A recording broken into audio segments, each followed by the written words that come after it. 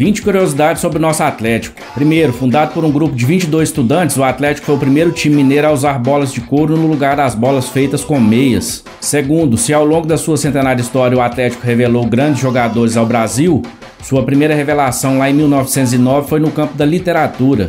O primeiro gol do Galo na história foi marcado por Aníbal Machado, que mais tarde se tornaria poeta e escritor, famoso principalmente pela obra Viagem aos Seios de Duília. 3.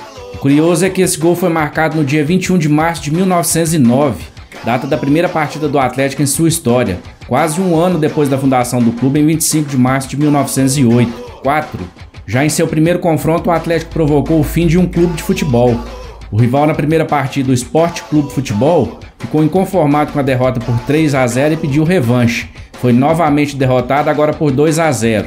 Não se intimidou e pediu uma terceira partida. Depois de levar 4-0, resolveu fechar as portas. 5. Em 11 de novembro de 1927, o Atlético venceu o Palestra Itália por 9-2.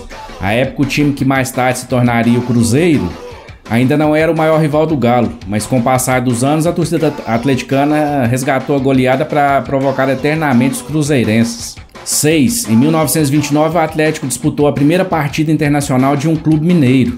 Venceu o campeão português, o Vitória de Setúbal, por 3-1 em Belo Horizonte. 7.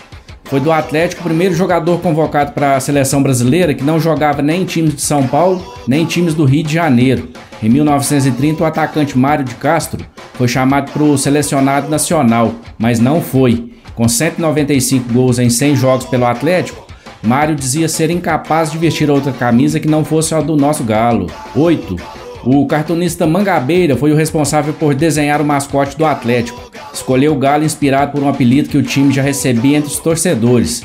É que em 1935 asinhas de galo estavam em alta no país e havia um galo carijó imbatível em Belo Horizonte. Daí para as comparações com o também imbatível time do Atlético na época foi um pulo. 9. Se depois de muitas décadas o título brasileiro de 1971 deixou de ser o primeiro título do Campeonato Brasileiro da história, já que a CBF passou a considerar torneios realizados desde 1959 como parte do Brasileirão, uma marca os atleticanos ainda mantêm.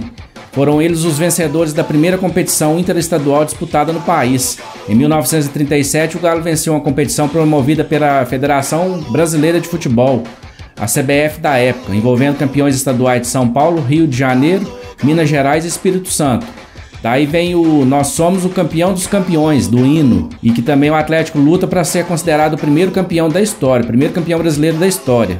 Depende da CBF. 10. Outro verso do hino do clube que faz menção a um resultado marcante é o Nós Somos os Campeões do Gelo. Campeão do Gelo foi um apelido dado pela imprensa local após a bem-sucedida jornada do Atlético na Europa em 1950.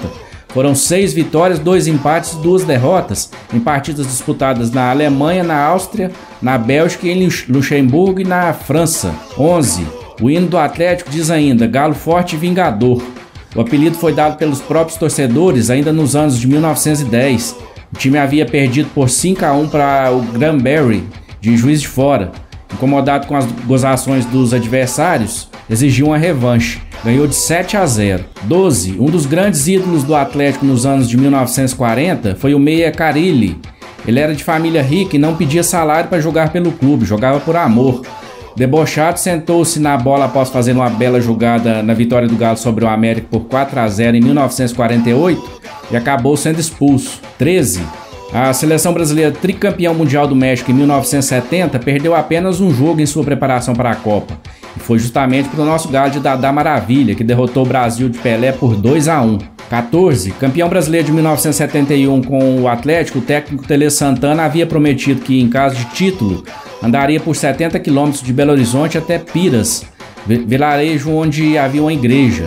Andou 20 quilômetros e pediu uma carona para o presidente do Cruzeiro, Felício Brandi. 15. O Atlético foi protagonista de uma das partidas mais polêmicas da história do futebol brasileiro.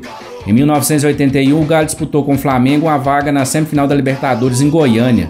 Após a expulsão do craque Reinaldo, considerada injusta pelos atleticanos, o árbitro José Roberto Reit expulsou outros 4 jogadores do Atlético por reclamação e o time acabou perdendo por WO, um dos maiores vexames da história do futebol mundial. 16. A fama de time guerreiro sempre acompanhou o Atlético.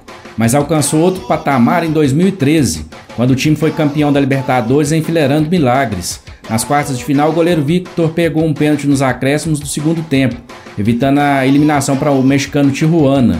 Já na semifinal, o Galo reverteu no finalzinho 2-0 que sofreu para o New Old Boys no jogo de ida, vencendo os argentinos nos pênaltis. Na final, o time se repetiu contra o Olímpia, também revertendo o placar de 2-0 e ganhando nos pênaltis.